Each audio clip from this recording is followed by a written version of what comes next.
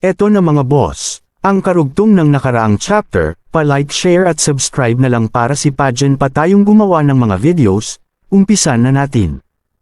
Sumuko. Napakunot ang noo ni Zhao Chen, puno ng puot ang kanyang mga mata habang nakatitig sa 5 emperador. Bigla siyang humalakhak ng nakakatindig balahibo. Sumuko. Ha! Hinding-hindi mangyayari. Kapag gumaling ako, babalikan ko kayong lahat. At ang huling makikita niyo bago kayo mamatay ay ako. Hahaha. Ngumisi ang Sword Emperor. Demonic Emperor, napapalibutan ka na namin at iniisip mo pa ring makatakas. Ibigay mo na lang ang cultivation method na nakuha mo sa Nether Sea, at kalilimutan namin ang nangyari. Cultivation method. Napailing si Zhao Chen habang tumatawa. Alam ko na. Kaya pala kayong lahat nagsama-sama dahil may gusto kayong makuha. Gaya rin ang ginawa ninyo noon. Sayang nga lang hindi ako ang aking guro. At hindi niyo ako kailanman mahuhuli. Muling sumabog ang makapal na itim na enerhiya sa paligid niya. Nagforma ng hand seal ang Sword Emperor at mabilis na ikinumpas ang kanyang daliri. Hindi ka makakatakas. Hush! Isang nakakasilaw na puting liwanag ang humiwa sa kalangitan at hinati ang itim na enerhiya. Ngunit nang mawala ang kadiliman, wala na si Zhao Chen. Parang bula siyang naglaho. Ano ang nangyari? Napatingin ang Sword Emperor kay Zhu Fan. Steward Zhu, ikaw ang pinakamatalino sa amin at matagal mong nakasama ang Demonic Emperor. Ano ang nangyari? Napakunot ang noo ni Zhu Fan. Sigurado akong naghanda siya ng lihim na ruta ng pagtakas na hindi ko alam. Ang ginawa niyang paglikha ng itim na enerhiya ay panlilin lang lamang.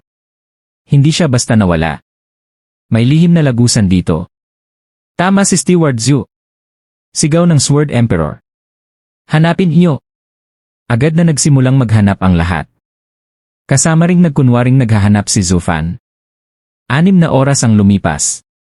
Biglang sumigaw ang Enchanting Empress. Dali! Nakita ko na. Sa ilalim ng makapal na mga palumpong ay nakatago ang isang malalim na lagusan. Ako ang mauuna. Walang pag-aalinlangang lumapit ang Sword Emperor. Ngunit itinaas ni Zhu Fan ang kanyang kamay. Hindi na kailangan. Napahinto silang lahat. 6 na oras na ang nakalipas mula nang makatakas siya. Hindi na natin siya maaabutan. Kahit papaano ay may bakas na tayo. Tingin ba ninyo mag-iwan siya ng anumang bakas pagkatapos ng nangyari sa kanya?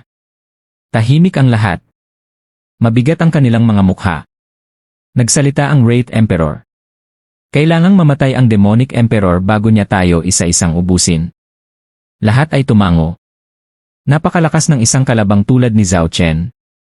Kung hindi siya papatayin ngayon, sila naman ang magiging biktima. Lumapit ang Enchanting Empress kay Zhu Fan. Steward Zhu, ano sa tingin mo? Ikaw ang unang babalikan ni Zhao Chen para paghigantihan. Lahat ay tumingin kay Zhu Fan. Sa pamamagitan ng kanyang talino, nakuha niya ang respeto ng 5 emperador. Ngumiti lamang siya. Hindi rin siya makakatakas. Napakunot ang noo nila. Ano ang ibig mong sabihin? Hindi natin siya mahahanap gamit ang lagusang ito. Pero isipin niyo ang kalagayan niya. Malubha ang kanyang mga sugat. Kahit gaano pa niya itago ang kanyang mga bakas, kailangan pa rin niyang magpagaling. At ayon sa cultivation method niya kailangan niya ng Yi. Mga tao. Biglang naliwanagan ang Enchanting Empress. Kailangan lang nating bantayan ang populasyon sa bawat teritoryo. Kapag may biglang maraming nawawala, doon siya nagtatago. Tumango si Zhu Fan. Iyan mismo ang iniisip ko. Napangiti ang lahat. Sa isip nila. Napakatalino talaga ni Steward Zhu. Mabuti na lang at mahina siya. Kung hindi baka siya na ang pinakamapanganib sa aming lahat. Nagpa siya ang Sword Emperor. Magkanya-kanya tayo ng paghahanap habang minamatyagan ang mga lungsod. Sabay-sabay silang naghiwa-hiwalay. Si Zhu Fan lamang ang naiwan. Isang malamig na ngiti ang sumilay sa kanyang labi. Mahigpit na inspeksyon ang isinagawa sa buong nasasakupan ng 8 emperors. Habang nawawala si Zhao Chen at suportado ng 5 emperador, si Zhu Fan ang pansamantalang namahala sa lahat ng lupain ng Demonic Emperor. Isa-isang ipinadala ang mga elite ng Luo Clan upang kunin ang kapangyarihan sa bawat lungsod. Unti-unti, ang buong teritoryo ay sumunod na sa utos ni Zhu Fan. Lumipas ang isang buwang mapayapa. Hanggang sa dumating ang isang nakakagulat na balita. Sa hangganan ng teritoryo ng Demonic Emperor at Enchanting Empress. Naglaho ang isang buong lungsod. Nayanig ang 5 emperador. Agad silang nagtungo roon upang magsiyasat. Samantala, may ibang direksyon na tinahak si Zhu Fan. Rustle. 5 milya mula sa Devil Mountain, sa isang masukal na lambak, isang payat at nanghihinang lalaki ang hirap na naglalakad sa basang kabubatan. Halos gumagapang na siya bago narating ang isang kuweba. Pagpasok niya, inalog niya ang tubig sa kanyang katawan at napabuntong hininga. Hinaplos niya ang singsing sa kanyang daliri. Ngunit bago pa siya makapagpahinga. Alam kong dito ka pupunta. Bigla siyang natigilan. Napatingin siya sa loob ng kuweba. May isang lalaking nakasandal sa dingding, tahimik na umiinom ng tsaa. Zhu Fan. Ngumiti si Zhu Fan. Demonic Emperor. Humampas ang hangin at tumabing ang magulong buhok ng lalaki. Si Zhao Chen yon. Mas payat na siya ngayon. Ngunit mas makapal ang itim na enerhiyang bumabalot sa kanyang katawan. Mistula na siyang isang tunay na halimaw. Paano mo ako nahanap? Wala akong iniwang kahit anong bakas. Ngumiti si Zhu Fan. Madali lang. Hindi ba noong bata ka pa, lagi kang pumupunta rito? Kapag napapagalitan o napapalo ka, dito ka nagtatago at umiiyak. At laging may isang taong nasa tabi mo. Nanlaki ang mga mata ni Zhao Chen. Paano mo nalaman yon? Hindi sumagot si Zhu Fan. Tahimik lamang siyang sumimsim ng tsaa. Unti-unting dumilim ang mukha ni Zhao Chen. Pagkatapos ay ngumisi siya. Steward Zhu. Mag-isa ka lang? Ngumiti si Zhu Fan. May iba ka bang nakikita rito? Malakas na tumawa si Zhao Chen. Hahaha. Nasaan na ang talino mo? Mag-isa kang pumunta rito. Isa ka lang hamak na langgam. Nahanap mo nga ako pero dito ka rin mamamatay. Kailangan ko pa bang magsama ng iba? Mahinang tumawa si Zhu Fan. Hindi mo naman ako kayang patayin. Naggitngit si Zhao Chen. Hindi. Matagal kitang hinayaang mabuhay dahil kapaki-pakinabang ka. Pero ngayon pagbabayaran mo ang pagtataksil mo. Devil Palm.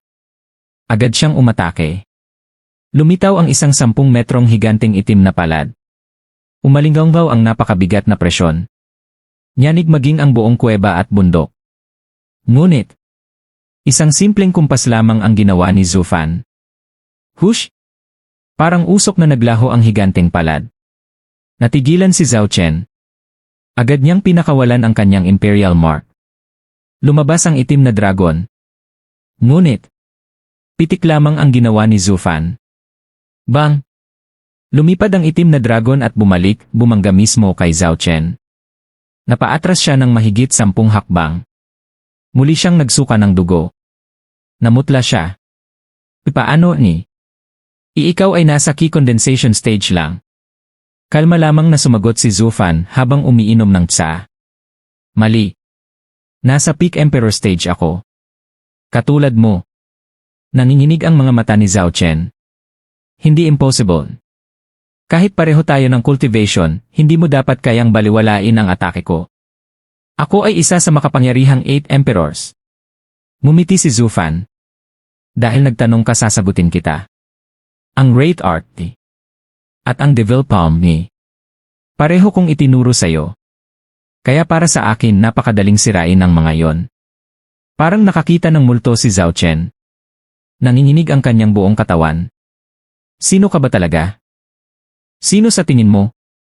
Nagningning ang mga mata ni Zhu Fan habang matalim niyang tinitigan si Zhao Chen. Nanginig ang mukha ni Zhao Chen. Ay impossible. Patay na si Master. Sinabog niya ang sarili niyang kaluluwa. Hindi siya maaaring mabuhay pa. Ngumiti si Zhu Fan. Tama ka. Hindi na mabubuhay si Zhu Yifan matapos mawasak ang kanyang kaluluwa, hindi ba? Ngunit bagamat namatay siya, nanatili ang kanyang hangarin. Iyon ang lumipat sa isang naghihingalong binata sa isang kakaibang pagkakataon at naging pangalawang Zhu Yifan. Hindi. Mas tamang sabihin ang kanyang kalooban at mga hangarin lamang ang nagpatuloy. Sa huli si Zhu Fan ay hindi si Zhu Yifan. Lalong nalito si Zhao Chen. Ano ang ibig sabihin niyan? Ikaw ba si Zhu Yifan o si Zhu Fan? Pareho. Mahinang ngumiti si Zhu Fan. Ang dating Zhu Yifan ay siya ring Zhu Fan ngayon. Mapanuyang tumawa siya. Hangal. Hindi ba noon pa man ay gusto mong malaman ang lihim ng 9 Serenity Secret Records? Ito ang isa sa mga kakayahan nito, Yearning Rebirth. Ang tao ay hindi lamang binubuo ng laman at kaluluwa. Kabilang din dito ang isip at ang kanyang mga hangarin. Kung ano ang laman ng puso mo, iyon ang tunay mong pagkatao. Nanginig ang buong katawan ni Zhao Chen. Napaatras siya hanggang sumandal sa pader. Ikaw si Master. Tahimik lamang nang umiti si Zhu Fan. Biglang lumuhod si Zhao Chen. Master! Patawarin niyo ako. Napilitan lang po ako noon. Sila ang pumilit sa akin. Pakiusat hayaan niyo akong mabuhay. Paulit-ulit siyang yumuko at idinampi ang noo sa batong sahig. Sila ang dapat ninyong parusahan. Hindi ako. Ano mang ipag-utos ninyo susundin ko. Bang! Paulit-ulit niyang ibinangga ang kanyang ulo sa bato. Ngunit nanatiling walang emosyon ang mukha ni Zhu Fan. Nang umabot na sa 100 beses ang pagyuko ni Zhao Chen, saka lamang siya nagsalita. Hangal. Sino ba ang nagsabing gusto kitang paghigantihan? Natigilan si Zhao Chen. Master. Pipatatakasin niyo ako. Muling nagkaroon ng pag-asa ang kanyang mukha. Ngumiti si Zhu Fan. Mag-amo tayo. Alam kong nilinlang kanila. Naranasan ko na rin ang kanilang mga pamamaraan. Kaya hindi kita masisisi. Biglang napaluha si Zhao Chen. Master. Maraming salamat. Muli siyang yumuko ng paulit-ulit. Nagpatuloy si Zhu Fan. Nagustuhan mo ba ang Demon Transformation Art? Napakunot ang noo ni Zhao Chen. Demon Transformation Art? Hindi ba nether script yon? Umiling si Zhu Fan. Ang Demon Transformation Art ang pinakamataas na cultivation method ng 9 Serenity Secret Records. Bilang isang tunay na cultivator ng demonic path, iyon ang aking nilinang. Paano ko ipapasa sa sarili kong alagad ang cultivation method ng Nether Sovereign? Biglang naliwanagan si Zhao Chen. Kaya pala ibig sabihin ang itinuro ninyo sa akin ay ang 9 Serenity Secret Records. Maraming salamat, Master. Halos mabaliw siya sa tuwa. Para sa kanya, wala namang pinagkaiba kung mula yon sa Nether Sovereign o sa Demonic Sovereign. Muling nagtanong si Zhu Fan. Hindi mo pa rin sinasagot ang tanong ko. Kumusta ang cultivation method? Napangiti si Zhao Chen. Napakahusay nito, Master. Sa loob lamang ng ilang buwan, ilang ulit na lumakas ang aking kapangyarihan. Sa tingin ko ilang buwan pa lamang magiging saint na ako. Humalakhak siya. Ngunit bakas pa rin sa kanyang mukha ang kabaliwan habang umiikot ang makapal na itim na enerhiya sa paligid niya. Tahimik na tumango si Zhu Fan. Hush! Dito dumaan si Zhao Chen. Sigurado. Tingnan niyo ang natitirang spiritual aura. Walang ibang makapag-iwan ng ganito kakapal na demonic energy. Malapit lang siya. Biglang namutla si Zhao Chen. Sila. Paano nila ako nahanap? Sigurado akong binura ko ang lahat ng bakas. Napailing si Zhu Fan. Hangal. Parang isang amang pinapagalitan ang suwail na anak ang tingin niya kay Zhao Chen. Agad na yumuko si Zhao Chen. Master. Ano po ang ipag-uutos ninyo? Mahinang nagsalita si Zhu Fan. Hindi ba sinabi mong susundin mo ako? Kung ganoon, lumabas ka. At patayin mo silang lahat. Iyon ang magiging kabayaran mo sa pagtataksil. Kapag nagawa mo iyon, muli tayong magiging mag-amo. Nagliwanag ang mukha ni Zhao Chen. Opo, Master. Naiintindihan ko. Agad siyang sumugod palabas. Tahimik lamang siyang sinundan ng tingin ni Zhu Fan. Sa isip niya, hindi ka talaga nagbabago, hangal kong alagad. Sa kabilang panig ng bundok, naghahanap pa rin ang grupo ng Sword Emperor. Biglang umalingaw ang malakas na tawa ni Zhao Chen. Sword Emperor. Mga hangal. Kayo pa talaga ang lumapit sa akin. Ngayong araw mamamatay kayong lahat. Makapal na itim na enerhiya ang bumalot sa kanya. Nalalanta maging ang mga halaman sa paligid. Hindi nag-atubili ang 5 emperador. Zhao Chen, ibigay mo ang cultivation method. O ito na ang huling araw mo. Humalakhak si Zhao Chen. Nais ninyo ang cultivation method ko. Bakit hindi na lang kayo mamatay? Devil Palm. Sunod-sunod na dambuhalang itim na palad ang bumagsak na parang ulan. Sabay-sabay namang gumanti ang 5 emperador. Lele Breaker. Dazzling Petals. Wailing Wraith. Yumanig ang lupa. Nanginig ang kalangitan. Nagbagsakan ang mga bato sa loob ng kuweba. Maging ang mga bundok sa paligid ay naging abo sa tindi ng kanilang banggaan. Plop! Dahil sa napakalakas na backlash, napinsala ang kanilang mga meridian.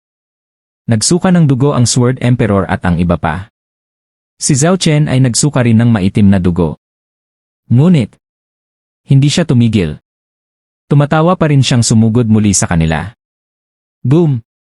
Tuluyang napaurong ng Devil Palm ang 5 emperador. Nakatayo si Zhao Chen sa ibabaw nila habang may nakakatakot na ngiti. Hahaha! Kailangan ko lang silang patayin. At patatawarin na ako ni Master. Kapag nasa akin na ang cultivation method ng demonic sovereign, magiging amin ang buong mundo. Patuloy na umaagos ang dugo mula sa kanyang bibig. Ngunit wala na siyang pakialam. Ang nasa isip lamang niya ay patayin ang 5 emperador. Napakapit ang enchanting empress sa kanyang sandata. Lubusan na siyang nababaliw. Grabe na ang mga sugat niya pero gusto pa rin niyang lumaban. Wala na siyang pakialam kahit mamatay siya. Sumimangot ang Sword Emperor. Iyan ang pinaka-nakakatakot sa isang baliw. Hindi mo alam kung ano pa ang kaya niyang gawin. Sa isip niya, ano na ang nangyari sa kanya? Wala nang lohika ang kanyang mga kilos. Pawang kalupitan at pagpapakamatay na lamang. Sa lakas ng cultivation method na yon, dapat naging mas maingat siya. Bakit tila tuluyan na siyang nawalan ng katinuan? Diyos ko, ayokong mamatay sa kamay ng isang baliw. Palapit ng palapit si Zhao Chen. Ngumisi siya, lantad ang kanyang duguang mga ngipin. Mamatay na kayo mga hukluban. Hahaha. Ngunit, bigla siyang natigilan sa kalagitnaan ng pag-atake. Nanlaki ang mga mata ng 5 emperador. Ang itim na enerhiya sa paligid niya ay biglang naging marahas. Mula rito ay umalingaw ang nakapangingilabot na mga sigaw ng paghihirap, tila isang mabangis na hayop ang pinahihirapan. Bumagsak si Zhao Chen sa lupa at nagpumiglas sa matinding sakit. Natulala ang 5 emperador. Ano ang nangyayari sa kanya? Habang nanginginig sa paghihirap, sumigaw si Zhao Chen sa desperasyon. Master! Ano po ang nangyayari sa akin? Master, iligtas niyo ako Master! Ano ang ibig niyang sabihin? Huwag mong sabihin si Zhu Yifan ang tinutukoy niya. Napakunot ang Enchanting Empress. Hindi ba libu-libong taon na ang nakalipas mula nang mamatay siya? Bakit niya tatawagin ang pangalan niya ngayon? Matalim na minasdan ng Sword Emperor ang maitim na enerhiya at ang naghihirap na si Zhao Chen. Naiintindihan ko na. Sobra na ang naging epekto ng kanyang pagsasanay kaya tuluyan na siyang nabaliw. Malamang ay kinakain siya ng konsensya dahil sa nangyari kay Zhu Yifan at nagkakaroon na siya ng mga guni-guni. Gusto niyang magsisi kaya niya tinatawag ang kanyang master. Tumango ang iba. Makatuwiran ang paliwanag. Noong una, ipinagkanulo ni Zhao Chen ang sarili niyang guro at naging dahilan ng pagkamatay nito. Pagkatapos ay siya pa ang pumalit bilang bagong demonic emperor. Malamang ay hindi siya kailanman nakalaya sa bigat ng kasalanang iyon. Kaya ngayon, dahil sumablay ang kanyang pagsasanay, bumabalik ang lahat ng pagsisisi sa kanya. Pinanood nilang lahat ang paghihirap ni Zhao Chen habang namimilipit siya sa lupa at wala ni isa ang nakaramdam ng awa. Ngunit ang katotohanan, hindi siya nagsasalita dahil sa guni-guni. Talagang humihingi siya ng tulong sa kanyang tunay na master. Ngunit marahil ay dapat pa nga siyang magpasalamat na hindi si Zhu Fan mismo ang pumatay sa kanya. Hangal. Narinig ni Zhao Chen ang malamig na tinig sa kanyang tainga. Master, iligtas niyo ako Masasabi mo na ba ngayon kung ano ang natuklasan mo matapos mong sanayin ang Demon Transformation Art? Sa halip na tulong, tanong lamang ang natanggap niya. Nalito si Zhao Chen. Nagpatuloy si Zhu Fan. Ngayon ay naintindihan mo na kung bakit hindi ko ibinigay sa iyo ang tunay na 9 Serenity Secret Records. Masyado kang sakim at wala kang pagpipigil sa sarili. Totoo, pinapabilis ng Demon Transformation Art ang paglakas, pero sa tingin mo ba ganoon lang kadaling nakawin ang bunga ng paghihirap ng iba? Sa bawat kultibasyong inaagaw mo, kailangan mong linisin at pinuhin ang yuan ki na nakuha mo, lalo na kapag pati kaluluwa at mga pagsisisi ng tao ang nilalamon mo. Kung hindi, kakainin ka ng mga yon mula sa loob. Nagkamali ako, Master. Hindi sana ako nagmadali. Pakiusap iligtas niyo ako eh. Hindi. Kalahati lang ang mali mo. Bahagyang umiti si Zufan. Kahit tama ang ginawa mong pagsasanay, wala pa ring saysay ang Demon Transformation Art sa'yo. Ano? Dahil hindi ito kompleto. Napatulala si Zhao Chen. Tinanggal ko ang pinakaunang babala sa pamamaraan, ang isuko muna ang dati mong kultibasyon bago magsimulang muli. Napabuntong hininga si Zufan. Layunin ng Demon Transformation Art na lamunin ang kultibasyon ng iba. Para magtagumpay yon, kailangan mong magsimula mula sa wala. Kung hindi, magsasama ang luma at bagong lakas at hahadlang sa isa't isa. Habang mas marami kang nilalamon, lalo kang nagkakamali at mas lumalala ang balik ng kapangyarihan. Kaya pala ikaw, Li. Napanganga si Zhao Chen. Ngumiti si Zufan. Nag-alinlangan akong baka hindi mo matugunan ang inaasahan ko, kaya binago ko ang teknik. Wala ka talagang pagkakataong magamit ito ng tama. At kahit ibinigay ko pa ang tunay na bersyon, mabibigo ka rin dahil sa sobrang pagkainip mo. Ginawa ko yon para makasiguro. Hahahan. Mapait na tumawa si Zhao Chen habang nakahandusay sa lupa. Unti-unti nang kinakain ng maitim na enerhiya ang kanyang mga binti. Napakasakit nito, ngunit wala ng pag-asa sa kanyang mga mata. Kaya pala ang habol mo ay paghihiganti sa akin. Nagulat ang 5 emperor. Ano na naman ang nangyayari? Bakit siya biglang tumigil sa pag-atake? Walang emosyon na nagsalita si Zhao Chen. Master, kaya mong maghiganti sa lahat ng 8 emperors. Bakit mo pa kailangang dumaan sa ganitong paraan? Hangal. Mahinang bumuntong hininga si Zufan. Disipulo kita. Tungkulin mong malasap ang parehong kamatayang sinapit ko noon. At hinayaan kitang sanayin ang teknik ng Demonic Sovereign upang maunawaan mo ang naging pag-aalinlangan ko noon. Kung hindi, mamamatay kang iniisip na makasarili ako at tama lang ang pagtataksil mo. Nanginig ang labi ni Zhao Chen habang unti-unting pumatak ang kanyang mga luha. Ngayon niya lamang tunay na naunawaan. Nakakaakit ang teknik ng Demonic Sovereign, ngunit isa rin itong bitad. Mabilis itong magpalakas, ngunit sinusubok nito ang tiyaga at pagpipigil sa sarili. Kapag wala ang dalawang iyon, iisa lang ang kahihinatnan. Ang pagkawasak. Dapat pala'y nilinis ko muna ang sarili kong mga demonyo bago ko ito sinubukan.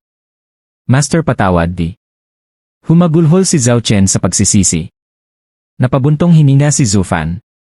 Kahit huli na, naunawaan mo rin sa wakas. Ngayon maaari mo nang ipatikim ang bunga ng demonyo sa iba.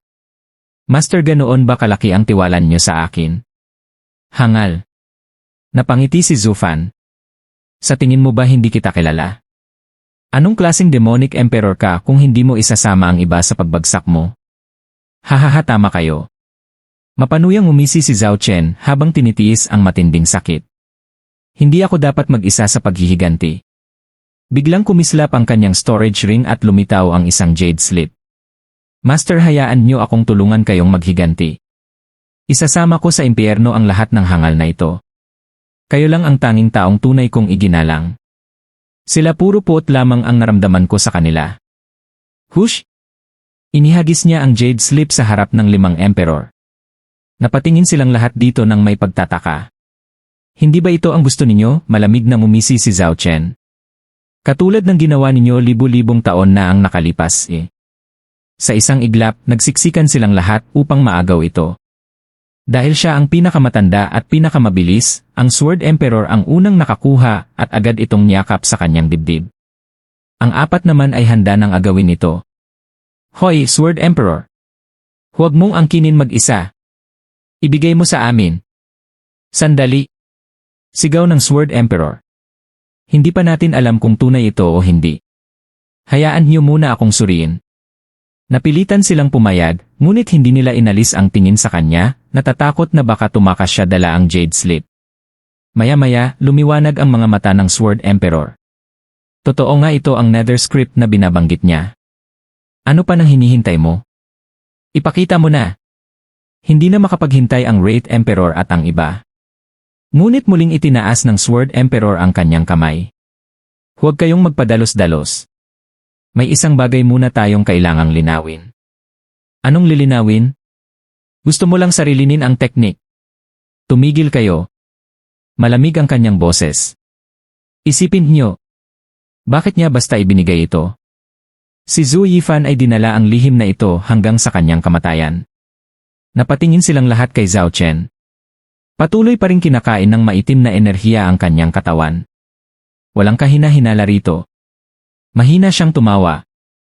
Tunay ang teknik. Kung ayaw ninyo maniwala, kunin niyo pati ang singsing ko. Kukuhanin din naman niyo iyon kapag namatay ako. Sa kalagayan ko ngayon, hindi ko na madadala ang teknik sa hukay tulad ng ginawa ng master ko. Mas mabuting mapunta ito sa inyo kaysa tuluyang mawala ang pamana ng isang sovereign. Inihagis niya ang kanyang storage ring. Sinuri nila ito at natuklasang wala ng laman. Tumango ang Sword Emperor.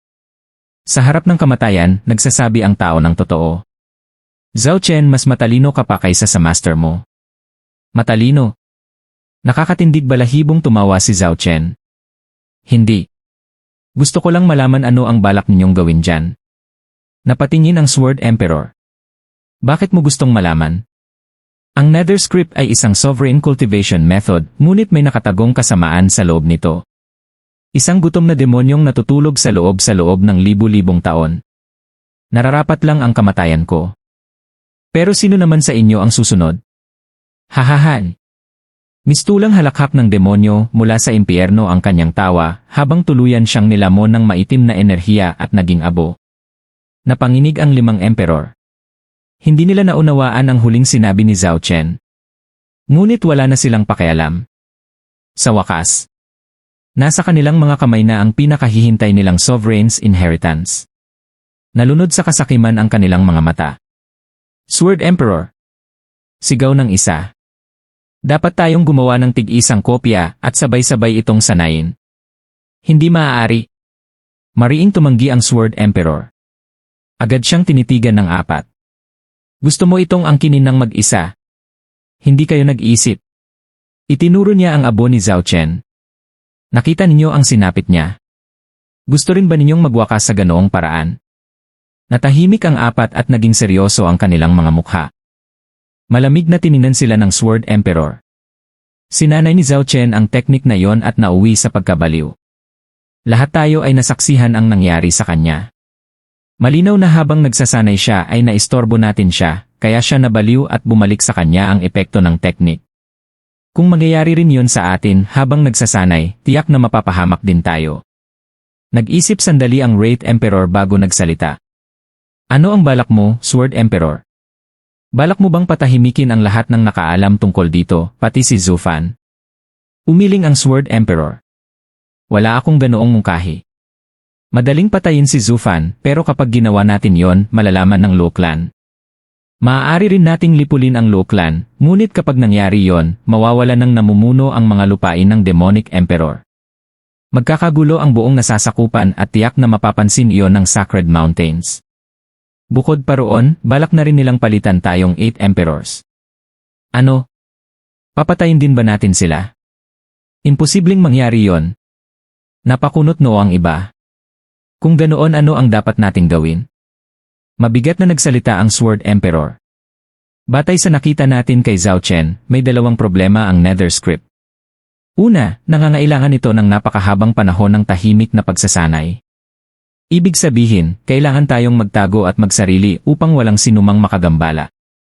Pangalawa naman, kailangan ito ng maraming mapagkukunan at salungat iyon sa una.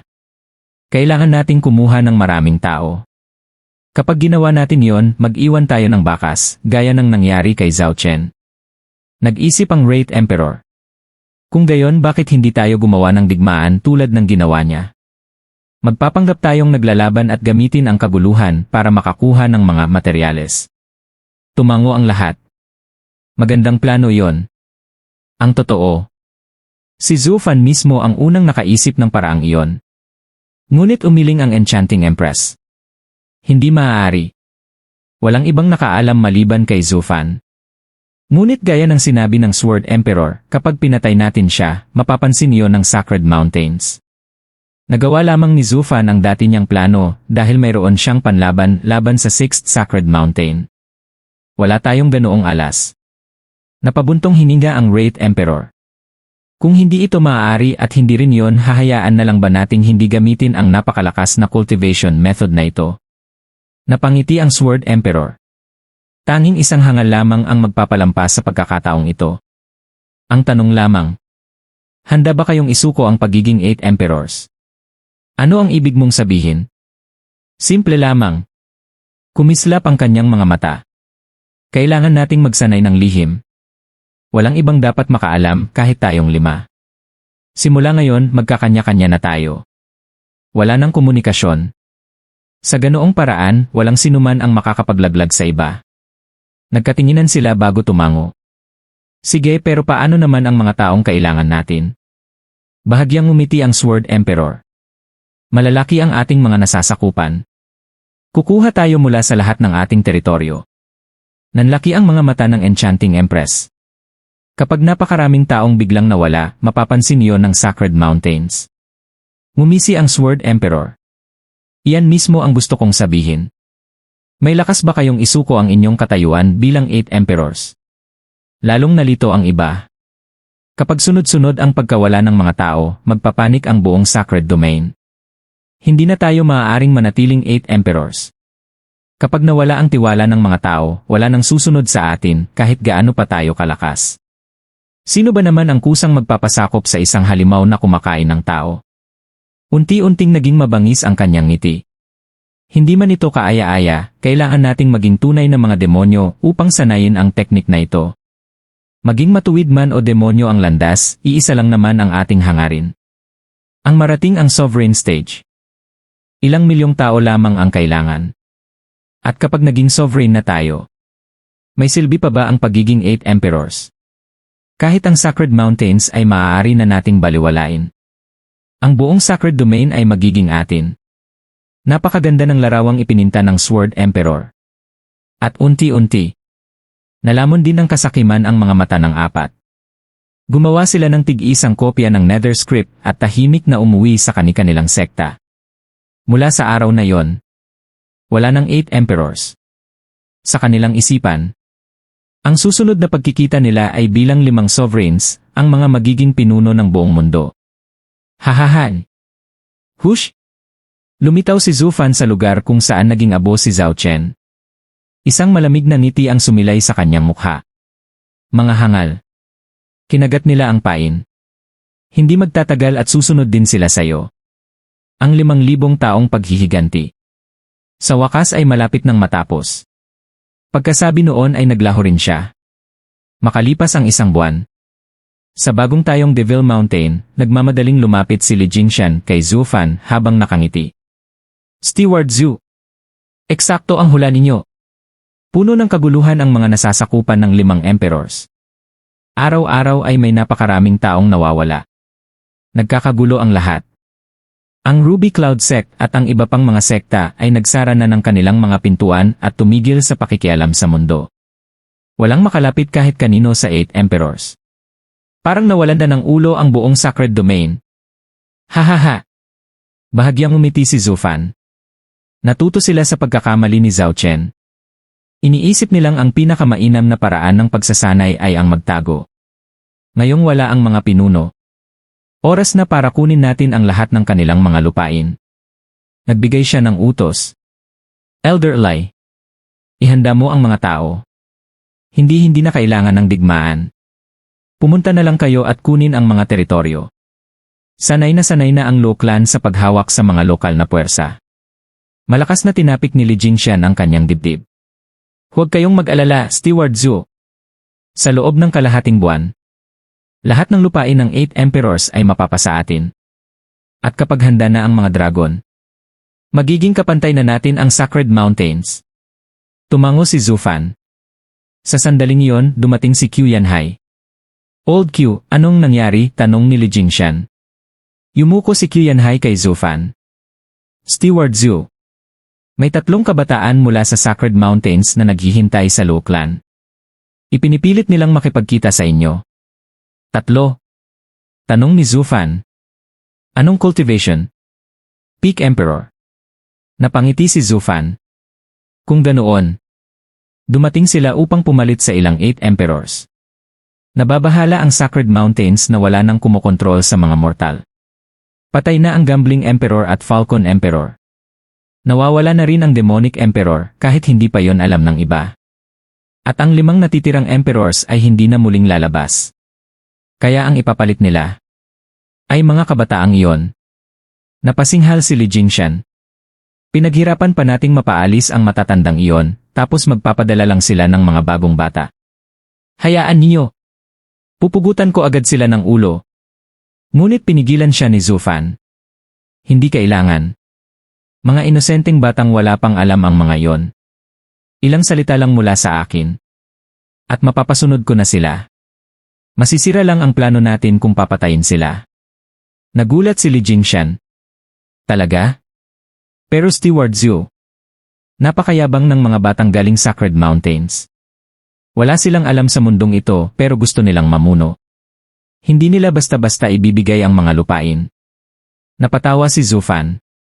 Mahirap. Walang kahirap-hirap yon. Parang pagkuha lang ng candy sa isang sanggol. Patuloy siyang umiti. Sila na rin ang nagsabi. Wala silang alam sa mundong ito.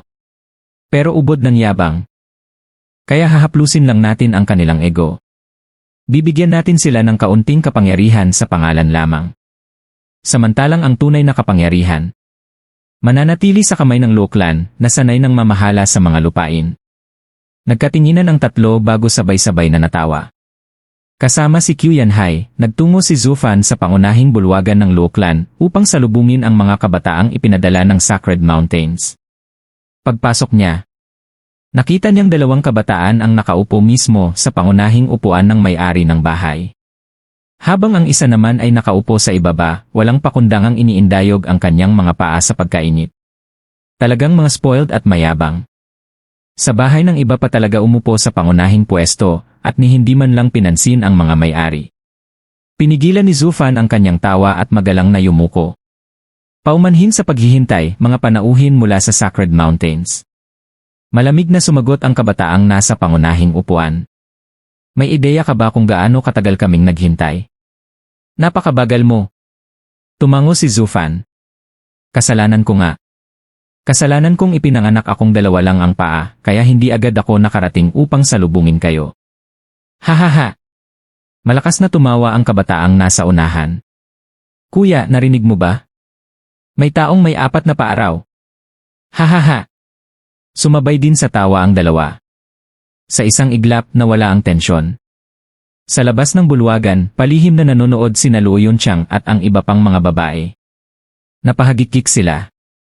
Talagang pulpol ang ipinadala ng Sacred Mountains para maging 8 emperors. Halatang kinukutya sila ni Zufan. Pero tumatawa pa sila. Hindi man lang nila naintindihan ang insulto. Napabuntong hininga si Murong Xue. Sa pagpapadala ng ganitong mga hangal upang mamuno bilang 8 emperors. Ipinapakita lamang ng Sacred Mountains kung gaano nila minamaliit ang buhay ng mga tao. At ang mga taong iyon pa ang inaasahan nilang mamahala sa buong Sacred Domain. Nakakaawa talaga ang mga tao. Paano ko kayo tatawagin, mga batang ginoo? Magalang na yumuko si Zufan na may ngiti. Ako si Xu Tianchuan mula sa 3 sagradong bundok, taas noong pagpapakilala ng pinuno. Ako naman si Kuk Xiangfeng mula sa 5 sagradong bundok, nakangiting dagdag ng 2. At ako si Wu Qingqiu mula sa 7 sagradong bundok, malamig na sabi ng huli. Tumango si Zufan sa kanilang mapagmataas na pagpapakilala. Paano ko kayo mapaglilingkuran, mga batang ginoo? Paano, mapanuyang tugon ni Xu Tianchuan. Narinig naming ikaw ang kanang kamay ng Demonic Emperor, at ikaw ang pinakamaraming alam tungkol sa 8 emperador. Kaya naparito kami upang alamin ang tunay na kalagayan. Napakalaking karangalan po niyan. Wala iyon. Sumimangot si Xu Tianchuan. Alam mo na kung bakit kami narito. Nais naming makipagkita sa 8 emperador upang pag-usapan ang kalagayan ng kani-kanilang nasasakupan, ngunit saan man kami magpunta ay wala kaming makita. Napilitan kaming pumunta sa Demonic Emperor, ngunit nabalitaan naming winasak ang Devil Mountain ilang buwan na ang nakalipas.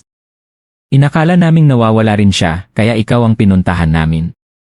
Sa totoo lang, pabaya ang 8 emperador sa kanilang mga teritoryo. Kung saan-saan lang sila nagpupunta buong araw.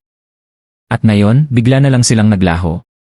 Napakalabis na pinaghintay at pinaglakad nila kami ng ganito. Kitang-kita ang pagkainis ng tatlo. Ngumiti lamang si Zufan at marahang umiling. Mga batang Ginoo, hindi po nararapat na ako ang magsalita tungkol sa kanila. Mas mabuting hintayin na lamang sila upang malinawan ang lahat. Paumanhin po, ngunit kailangan ko nang bumalik sa aking gawain. Sandali. Malakas na sigaw ni Xu Tianchuan. Mukhang may alam ka. Magsalita ka. Mga batang Ginoo, wala po talaga akong karapatang pag-usapan ang 8 emperador. Hoy! Sinabi nang magsalita ka. Mas natatakot ka ba sa kanila kaysa sa amin? Masama silang tumitig kay Zufan. 8 emperador nga sila, pero malapit na rin kaming maging bahagi ng kanilang hanay. Higit pa roon, kami ay mula sa Sacred Mountains. Kapag tumanggi ka, buhay mo ang kapalit. Nagkunwaring natakot si Zufan. Kung gayon paano pa ako makakatanggi? Napangiti ang tatlo sa kanyang tila pagsuko. Isa lang ang hiling ko, sabi ni Zufan. Huwag sana kayong magalit. Huminga siya ng malalim. Ilang buwan na ang nakalipas, nagtipon ang 8 emperador sa Devil Mountain. Nagkaroon sila ng matinding pagtatalo tungkol sa pagdating ninyo. Ano ang pinagtalunan nila? Sila ay Bahagyang umisi si Zufan. Nag-usap kung paano kayo haharapin. Ano? Sa galit ay malakas nilang hinampas ang mesa. Napakalakas ng loob nila. Naghahanap ba sila ng kamatayan?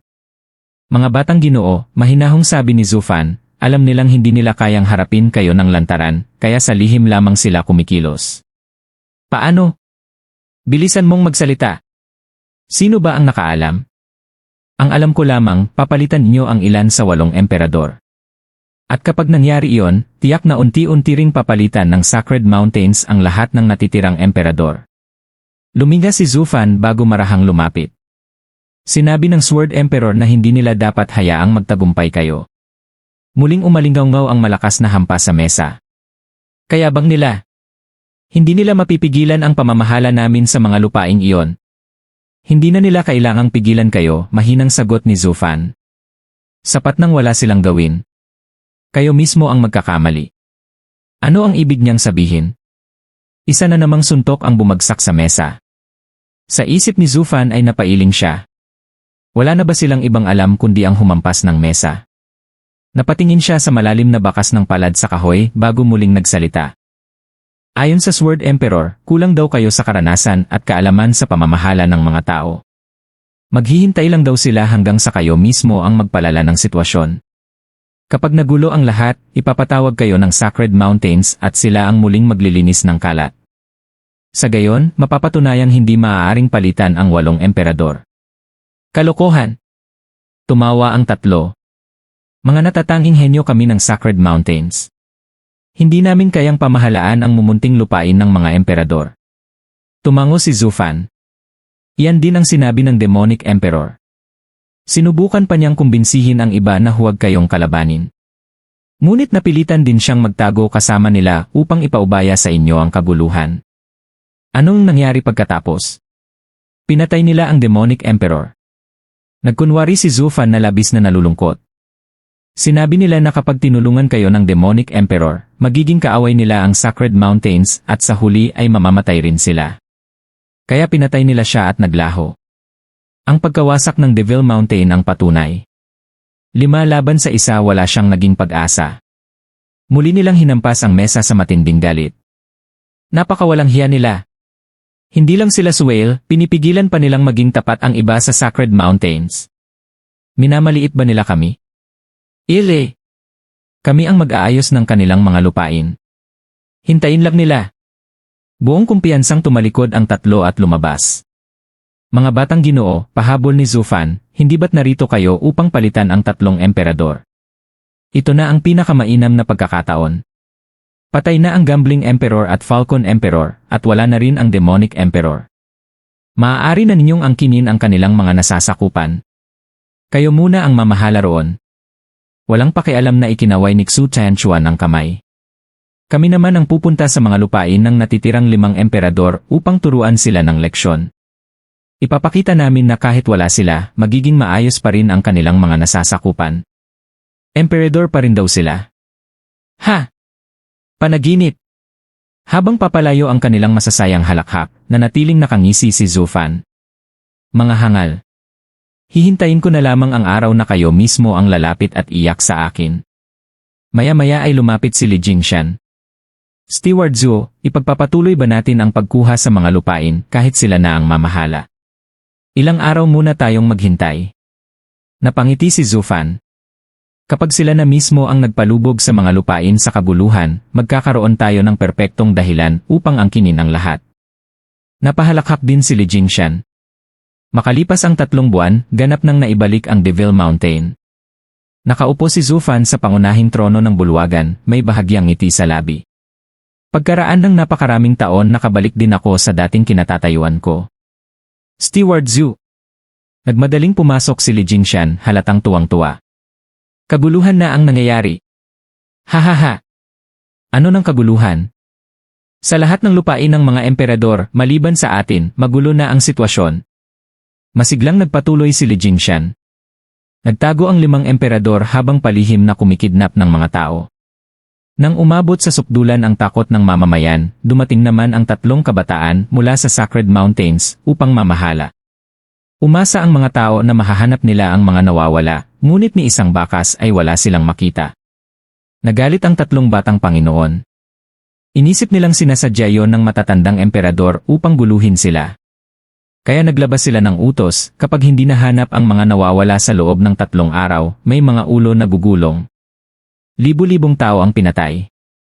Buong mga angkan, maging mga bata, ay hindi pinaligtas. Ngayon, takot na ang lahat sa 3 batang Panginoon. Wala na silang halos mapag-utusan dahil nagsisilayasan na ang mga tao, iniiwan ang mga tahanang ilang salinlahi nilang itinayo. Samantalang ang populasyon sa dating nasasakupan ng Demonic Emperor ay patuloy namang dumarami. Tumango si Zhu Fan. Inaasahan ko na yon. Mga hambog na walang alam ang 3 iyon. Ang mahalaga lamang sa kanila ay resulta, hindi ang kapakanan ng mga tao. Hindi magtatagal, magiging bakanting lupain na ang kanilang mga teritoryo. Tama nga kayo. Tumawa si Li Jingshan. Nababahala na rin ang 3 kaya hinahabol nila ang mga tumatakas na tao. Kapag may isang nakatakas, buong pamilya ang pinapapatay nila. Ginawa nilang katayan ang buong lupain, papatayin ka kapag nanatili ka, at papatayin ka rin kapag umalis ka. Umupo ng komportable si Zhu Fan at sumandal sa kanyang trono. Kapag tuluyan nang bumagsak ang kaayusan sa kanilang mga lupain, sila na mismo ang lalapit sa atin. Umiti siya ng malamig. Hahaha. Sa loob ng isang marangyang silid-aralan, pabalik-balik ang paglalakad ni Cook Xiangfeng, balot ng matinding kaba habang basang-basa na siya ng sariling pawis. Samantala, hawak ni Xu Tianchuan ang isang jade slip at malalim na nag-isip. Maya-maya'y mariin niya itong ibinato sa mesa hanggang sa madurog. Paano natin sasagutin ito? Ano ang sasagutin? Tanong ni Wu Qingqiu, halatang balisa rin. 3 buwan na tayong nasa misyong ito, sabi ni Xu Tianchuan. Nagtatanong na ang mga nakatatanda tungkol sa kalagayan ng mga lupain. Ano ang isasagot natin? Tinatakbuhan na tayo ng lahat. Maging ang mga angkang nagmimina at nangungulekta ng mga halamang gamot ay nagtago na rin. Huminto na ang pagdating ng mga yaman sa Sacred Mountains. Paano natin ipaliliwanag ito? Mag-isip tayo ng paraan. Ginawa na natin ang lahat, buntong hininga ni Wu Qingqiu. Nanakot tayo, nagbigay ng gantimpala, ngunit wala pa ring epekto. Wala nang natitirang tao. Tayo ang mula sa Sacred Mountains, pero bakit tayo pa ang iniiwasan nila? Napangiwi si Xu Tianchuan. Sigurado akong pakana ito ng 8 emperador. Gusto nila tayong gawing katatawanan. Kung hindi, paano masisira ang lahat ng kontrol na pinaghirapan nating buuin?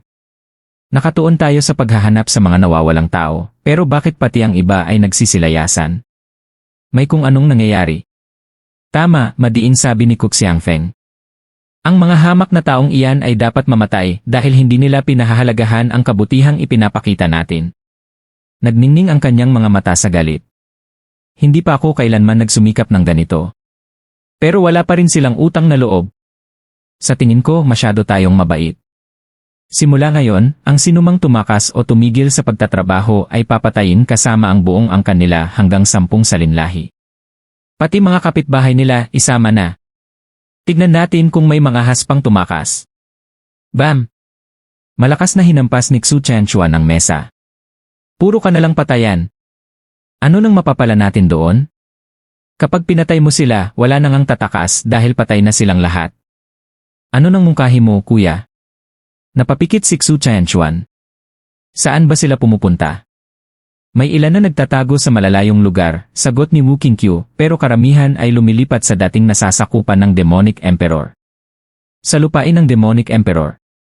Napaisip si Xu Tianchuan. Patay na ang Demonic Emperor at wala nang namumuno roon. Pero doon pa rin sila pumupunta. Mukhang may tunay ngang kakayahan si Steward Zufan. Siya ang may pinakamapayapang lupain at wala man lang nagsasariling warlord. Nagkamali man tayo ng kaunti rito, nananatili pa ring nagkakaisa ang mga tao roon. Wala namang digmaan, kaya walang dahilan para magsitaka sila, lalo na patungo roon. Tama si kuya. Sabay na tumango ang dalawa. Ngunit isang bagay ang hindi nila alam. Kahit wala si Zufan, mas matatag pa rin ang dating nasasakupan ng Demonic Emperor kaysa sa kanila, kahit pa mag-away-away ang mga tao roon. Pak! Muli na namang hinampas ni Xu Tianchuan ang mesa. Puntahan natin si Zufan. Nga pala, bakit? Para tulungan tayong ayusin ang kaguluhan. Hindi maaari. Umiling si Cook Xiangfeng. Kapag ginawa natin yon, para na rin nating inaming tama ang sinasabi ng 8 emperador na wala tayong silbi. Nakakahiya yon. Napangiti si Xu Tianchuan. Nakakahiya. Si Zufan ay isa lamang katiwala, hindi emperador. Ginamit siya ng Demonic Emperor noon, kaya maaari rin natin siyang gamitin. Tayo pa rin ang kikilalanin. May kailangan tayong gawin. Kung hindi, hindi makakarating ang taunang supply ng mga yaman sa Sacred Mountains. Kapag dumating ang ating mga guro at nakita ang kalagayan natin, mapipilitan silang ibalik ang 8 emperador. Kapag nangyari iyon, wala nang dahilan para palitan sila, at tayo ang magiging katatawanan. Mabigat na tumango si Cook Xiangfeng. Lumipas ang 1 buwan. Pumasok ang 3 sa pangunahing bulwagan ng Devil Mountain, taas noo at puno ng kumpiyansa. Magalang silang sinalubong ni Zufan. Malugod ko kayong tinatanggap, mga batang Ginoo. Tama na ang formalidad, sabi ni Xu Tianchuan habang umuupo agad sa pangunahing upuan. Sumunod namang umupo ang dalawa sa magkabilang tabi niya. Akala yata nila bahay nila ito. Bahagyang kumibot ang mukha ni Zufan, ngunit nanatili ang kanyang ngiti. Paano ko po kayo mapaglilingkuran? Wala namang seryoso. May kaunting problema lang sa aming mga lupain. Kaya mo ba itong ayusin? Kaunting problema. Mga hangal. Ang halos buong populasyon ay nagsisitakas na, pero ang tawag ninyo roon ay maliit na problema. Alam ng bawat tunay na pinuno na ang populasyon ang bumubuo ng lakas ng isang lupain, ito ang pinagmumulan ng produksyon, hukbo, at mga bagong talento. Maaaring lupa ang ipinaglalaban ng 8 emperador, ngunit ang tunay nilang layunin ay ang mga taong naninirahan dito. Kapag lumiit ang populasyon, unti-unting bumabagsak ang kapangyarihan, kabuhayan, at kinabukasan ng isang pinuno. Pero para sa mga batang ito, maliit na bagay lang ang pagkawala ng mga tao. Kung hindi lang sila sinusuportahan ng Sacred Mountains, matagal na silang napatay kahit maging emperador pa sila. Sa isip lamang ni Zufan umalingaw-ngaw ang mga salitang iyon. Dahil hindi ko kayo maaaring patayin, kayo na lang ang gagamitin ko. Ngumiti siya. Napakadali niyan. Narito ka ba talaga upang ibalik ang mga tumatakas at patahimikin ang mga tao? Tanong ni Xu Tianchuan. Tumango si Zufan. Napakadali lamang. Pagdating sa pagpapakalma ng mga tao, iyan ang aking espesyalidad.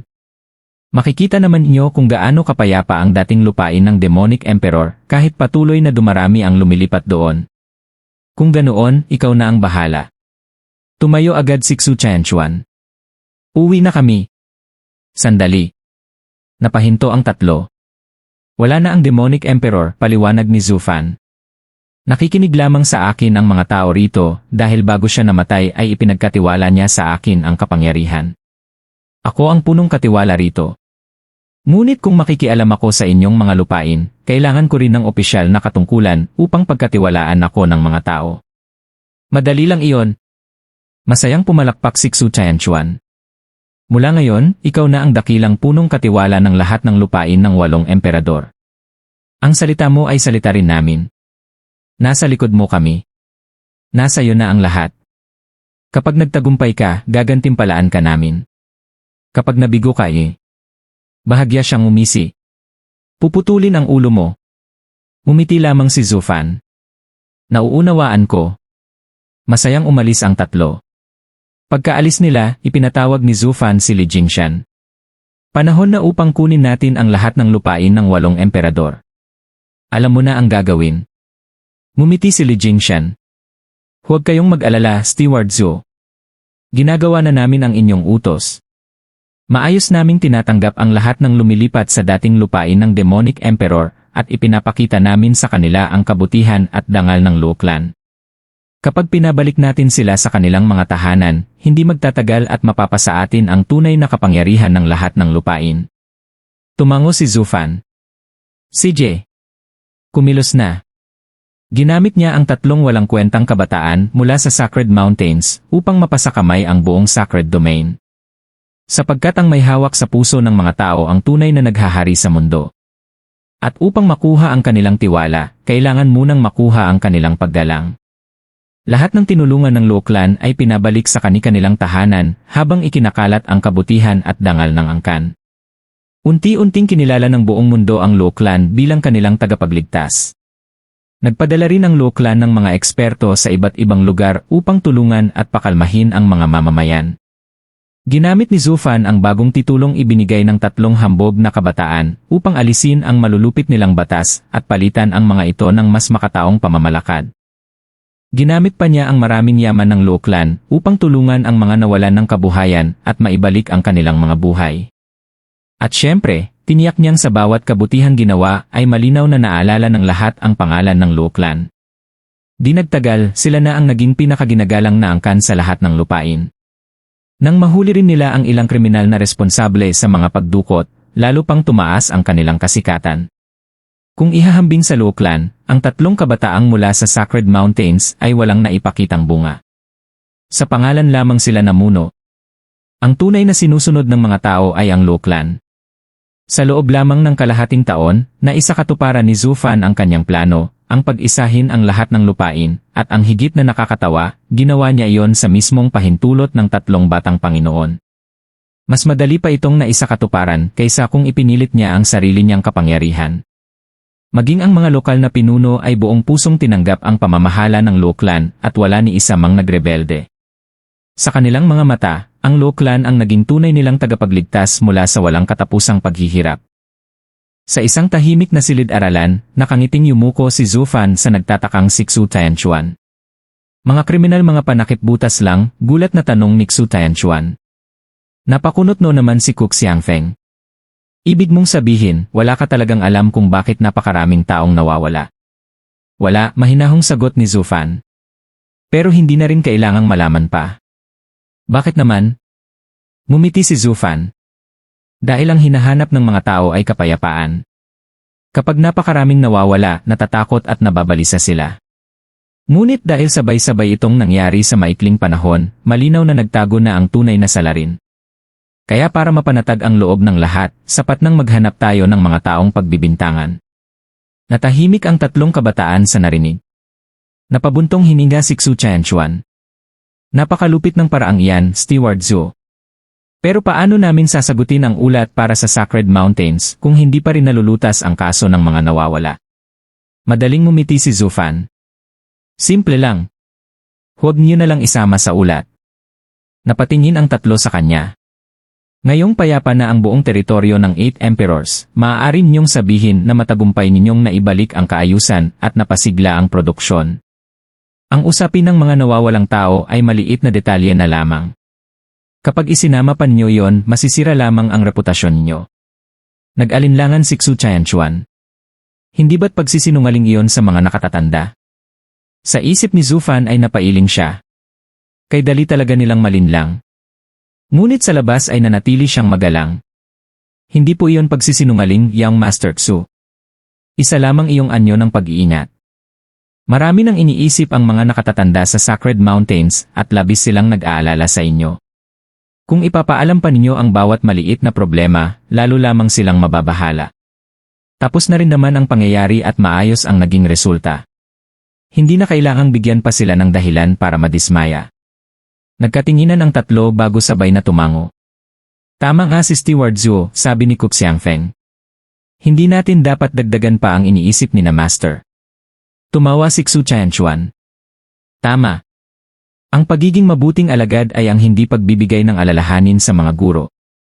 Bagamat alanganin pa rin, sumang-ayon siya sa huli. Ang totoo, ayaw rin naman niyang iulat ang sarili niyang kabiguan. Mas mabuting pare-pareho silang manahimik kaysa may magsisihan. Umiti siya kay Zufan. Maraming salamat sa iyong mungkahi, Steward Zhuo. Hindi na namin guguluhin pa ang aming mga nakatatanda. Ngunit umiling si Zufan. Hindi rin iyon ang pinakamainam. Nagtakang tumingin ang tatlo. Ang mga elder ng Sacred Mountains ay mahal na mahal ang kanilang mga alagad. Alam nilang hindi perpekto ang sinuman at maintindihan nila kung may maliliit kayong pagkakamali bilang mga bagong 8 Emperors. Ngunit kung wala kayong ilalahad na anumang problema, baka isipin nilang labis ninyong pinahihirapan ang inyong sarili para lamang hindi sila mag-alala. Ano kung gayon ang dapat naming gawin? Bahagyang umiti si Zufan at marahang bumulong. Magbanggit lamang kayo ng maliliit na suliranin. Halimbawa, huwag ninyong sabihin na libo-libong tao ang nawawala. Sabihin na lamang na 10 o 100 ang nawala. Idagdag ninyo na matapos ang ilang buwang paghahanap ay natunton ninyo ang ilang kasabwat at ipinapatay ang mga ito. Sa ganoong paraan, iisipin ng mga elder na mahusay ninyong nalutas ang problema. Nagliwanag ang mukha ng tatlo. Agad na isinulat ni Xu Tianchuan ang ulat ayon sa mga sinabi ni Zufan. Ipinadala ng Sacred Mountains ang tatlong ito upang kontrolin ang 8 Emperors, ngunit sa ilang salita lamang ni Zufan, sila mismo ang tuluyang napasailalim sa kanyang impluensya. Masayang tumawa si Xu Tianchuan matapos maisulat ang ulat. Steward Zhuo, napakahusay mo. Simula ngayon, ikaw na ang gagawa ng draft ng lahat ng aming ulat. Sa loob-loob ni Zufan ay napangiti siya. Iyan mismo ang gusto ko. Sa paraang iyon, mananatiling bulag ang Sacred Mountains sa tunay na nangyayari sa Sacred Domain. Habang panatag ang kanyang likuran, ang kailangan na lamang niyang hintayin ay ang hudyat ng mga dragon upang simulan ang paglusob sa Sacred Mountains. Masusi si Zufan at walang detalyeng pinalalampas. Ngunit kahit gaano pa katalino ang tao, hindi niya kayang mahulaan ang lahat. Ang plano niyang ilihis ang pansin ng 8 Emperors at hayaang sirain nila ang Sacred Domain ay magbubunga rin ng isang hindi inaasahang problema sa hinaharap, isang pangyayaring maging siya ay hindi napaghandaan. Sa pagkatao lamang siya at hindi isang Diyos na nakaalam ng lahat. Isang jade slip ang mabilis na lumipad patungo sa malaking bulwagan ng 7th Sacred Mountain at dumapo sa kamay ng isang elder. Matapos itong basahin ay ngumiti siya. Mukhang maayos ang takbo ng plano. Hindi ko inakalang magiging mahusay pala ang tatlong batang iyon. Akala ko'y guguluhin lamang nila ang lahat. Tila tunay ngang pinakamahusay ang mga alagad ng Sacred Mountains. Tumango ang isa pang elder. Ipinadala natin sila roon upang masanay muna. Hindi magtatagal at tuluyan ng mapapasailalim sa Sacred Mountains ang buong teritoryo ng 8 Emperors. Kapag lumitaw ang taong itinakda ng tadhana, agad natin siyang maaabutan at maaangkin ang pagkakataon. Masaya ring tumango ang iba. Mula pa noong mabuo ang 7 Sacred Mountains, sila na ang kinikilalang pinakamataas na kapangyarihan ng sangkatauhan. Ngunit 100 taon na ang nakalipas, nagbago ang kalangitan. Lumitaw ang isang tanda na nagsasabing may bagong tao na magiging pinuno ng mundo at posibleng umabot pa sa antas ng sovereign. Hindi nila kailanman papayagang may lumampas sa kanila. Lalo nilang hindi hahayaang may bagong sovereign na maisilang. Kaya pinili nilang kontrolin ang buong Sacred Domain upang pigilan ang kapalarang iyon. Para sa kanila, sila lamang ang may karapatang maging sovereign. Napatingin ang isang elder sa bakanteng upuan. Nasaan si Old He ng 6th Sacred Mountain? Nagpupulong ang lahat ng Mountain Lords pero siya lang ang wala. Ngumiti ang elder na nasa pangunahing upuan. Huwag na ninyo siyang hintayin. Hindi siya darating. Bakit? Hindi ba ninyo narinig? Napatay ang kanyang anak malapit sa Ruby Cloud Sect. Mahigit 1 taon nang naghahanap ng mga bakas ang kanyang mga tauhan, ngunit wala pa ring resulta. Dahil hindi na siya makapaghintay, siya mismo ang bumaba. Siya mismo. Isang Mountain Lord. Napatawa ang mga elder. Wala na ba siyang mapagkakatiwalaang tauhan? Meron noon eh. At ngayon? Mahigit 1 taon nang walang balita sa lahat ng ipinadala niya. Malamang may pumatay sa kanila. Biglang naging seryoso ang lahat. Una ang kanyang anak, ngayon naman ang mga tauhan. May kumikilos laban sa 7 Sacred Mountains o baka laban lamang sa 6th Sacred Mountain. Umiling ang matandang may mahabang balbas. Dumarating na ang magulong panahon. Marahil nagsisimula ng matupad ang propesyang lumitaw 100 taon na ang nakalipas. Samantala, sa teritoryo ng Enchanting Empress. Isang matipunong lalaki na nakasuot ng salakot na kawayan ang naglalakad sa mataong lansangan. Bigla niyang hinablot ang braso ng isang babae. Ano ba ang ginagawa mo? Sigaw nito. Nasaan ang Enchanting Empress? Hindi ko alam. Miyembro ka ng Ruby Cloud Sect. Imposibleng wala kang alam. Magsalita. Lalong hinigpitan ng lalaki ang kanyang pagkakahawak. Napaluha ang babae sa sakit. Totoo po, hindi ko talaga alam. Bigla na lamang nawala si Master kasama ang marami kong mga kapatid. Pakawalan mo ako. Napahinto ang lalaki. Kung ganoon, bakit ikaw ay naiwan? Noong gabing iyon dinalaw ko ang aking kasintahan. Nang bumalik ako, wala na silang lahat di. Natahimik ang lalaki. Unti-unti niyang itinaas ang mukha, inalis ang salakot, at lumitaw ang makapal niyang balbas. Ganito pala eh. Napakabilis nilang naglaho. Nagtago ba sila dahil sa pagkamatay ng anak ko? Pagkatapos ay muli niyang tinanong ang babae. May kakaiba bang nangyari bago mawala ang Enchanting Empress? Nag-isip ang babae. Wala naman maliban sa di. Ano yon? Pagkatapos nilang mawala, sunod-sunod ding naglaho ang mga tao sa maraming lungsod. Ganoon din daw ang nangyari sa iba pang teritoryo ng mga emperors. Nanlaki ang mga mata ng Mountain Lord. Maraming tao ang sabay-sabay na nawala. Opo. At nangyari rin yon sa iba pang mga lupain? Opo. Napakunot no siya. Sino ang may kakayahang gumawa ng ganoon? Kahit isang saint ay hindi kayang magpalaho ng napakaraming tao nang walang anumang bakas. Maliban na lamang kung kusang sumunod ang mga taong iyon sa kanyang utos eh. Lalong lumalim ang kanyang pag-iisip. Pero sino kaya siya? Habang abala ang Mountain Lord sa pagmumuni-muni, sinamantala ng babae ang pagkakataon upang tumakbo palayo, habang sa isip ay isinumpa niya ang baliw na lalaking bigla na lamang nanggulo sa kanya. Hindi na pinansin ni Mountain Lord He ang babaeng tumakas at muling nagtuon ng pansin sa sarili niyang iniisip. Bigla niyang narinig ang malakas na sigaw mula sa mataong lansangan. Hoy! Tignan niyo! May bagong pahayag ang Lo Clan. Agad na nagsitakbuhan ang mga tao patungo roon dahilan upang mapakunot noo si Mountain Lord He. Lo! Wala namang emperor na apelyidong Lo, bulong niya sa sarili. Lumapit din siya sa tarangkahan ng lungsod at nakita ang isang ginintuang anunsyo na nakapaskil doon. Napansin niya agad ang pangalang Zufan. Parang narinig ko na ang pangalang ito eh.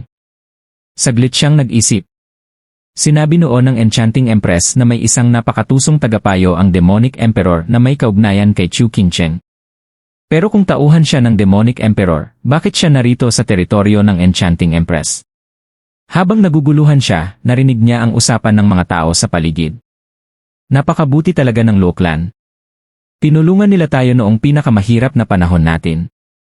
Ngayon, ginagamit pa nila ang sarili nilang kayamanan para muling maitayo ang ating mga tahanan. Napakalaking biyaya na sila na ang namamahala sa atin. Tama. Noon, walang tigil ang digmaan ng 8 emperors at tayo ang laging nagdurusa. Pero ngayon, dahil hawak na ng Lo Clan ang lahat ng lupain at sa mahusay na pamumuno ni Steward Zuo, mapayapa na ang buong mundo. Nanlaki ang mga mata ni Mountain Lord He. Lo Clan na mamahala sa 8 teritoryo. Hinablot niya ang isang lalaki. Ano bang pinagsasasabi mo? Hindi ba sakop pa rin ito ng 8 emperors? Paano nila nakuha ang pamamahala? Napangiwi ang lalaki sa higpit ng pagkakahawak. Saan ka ba nanggaling? Matagal ng balita yan. 1 taon na ang nakalipas, 3 emperors ang namatay at ang iba na may naglaho. Wala nang 8 emperors ngayon. At ang mga bagong emperors mula sa Sacred Mountains. Tumakas din ba sila? Napangiwi ang lalaki. Sila? Emperors. Mga demonyo ang mga iyon. Pagkaupo pa lang nila sa pwesto, agad nilang ginulo ang buong mundo. Mas marami pang namatay kaysa noong panahon ng digmaan ng 8 emperors. Napakabagsik at walang katwiran pa nila. Mabuti na lamang at dumating ang Luo clan at si Steward Zhuo kung hindi ay matagal nang nagkawatak-watak ang buong lupain. Tanungin mo kahit sino rito. Lahat galit sa tatlong iyon. Kung hindi lang sila suportado ng Sacred Mountains, matagal na sana silang pinatalsik. Nanginginig ang kamay ni Mountain Lord He habang binitiwan ang lalaki. Nasaan na sila ngayon? Ewan. Wala nang may pakialam sa kanila. Lahat kami ay sumusunod na sa Luo clan. Baka nahiya na lang sila kaya bumalik na sa Sacred Mountains. Pak!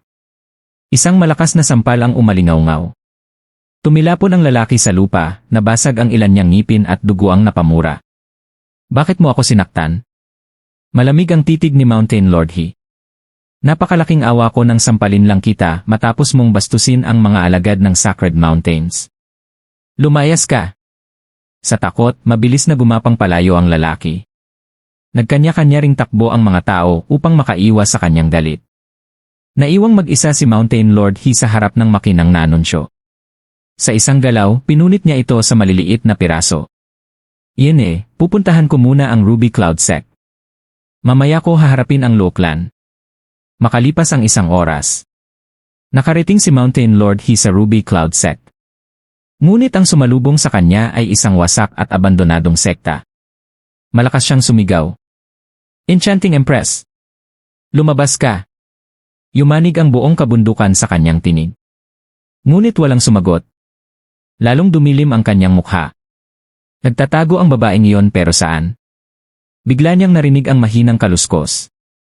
Sa isang kisap mata ay lumitaw siya sa tabi ng isang bukal, kung saan may isang babaeng nanginginig sa takot. Hinablot niya ito sa balikat. Huwag mo akong patayin. Master, huwag mo akong patayin. Tinangay ng hangin ang magulong buhok ng babae at agad niya itong nakilala bilang isang alagad ng Ruby Cloud Sect. Nasaan ang Enchanting Empress? Magsalita ka. I-Enchanting Empress. Biglang tuluyang bumigay ang katinuan ng babae. Huwag. Huwag mo akong patayin, Master. Napakunot no si Mountain Lord He. Ano ang nangyari sa babaeng ito? Bigla niyang itinusok ang 2 daliri sa noo ng babae. Dumaloy ang dugo sa kanyang mukha habang napasigaw siya sa matinding sakit. Ngumiti ng malamig si Mountain Lord He. Huwag kang mag-alala. Gagamitin ko ang soul separating art, ilalabas nito ang lahat ng alaala mo. Sagutin mo ako. Sino ka? Patag ang boses ng babae. Ako si Fang Min. Pangunahing alagad ng Ruby Cloud Sect. Halos mawalan na siya ng sariling pag-isip.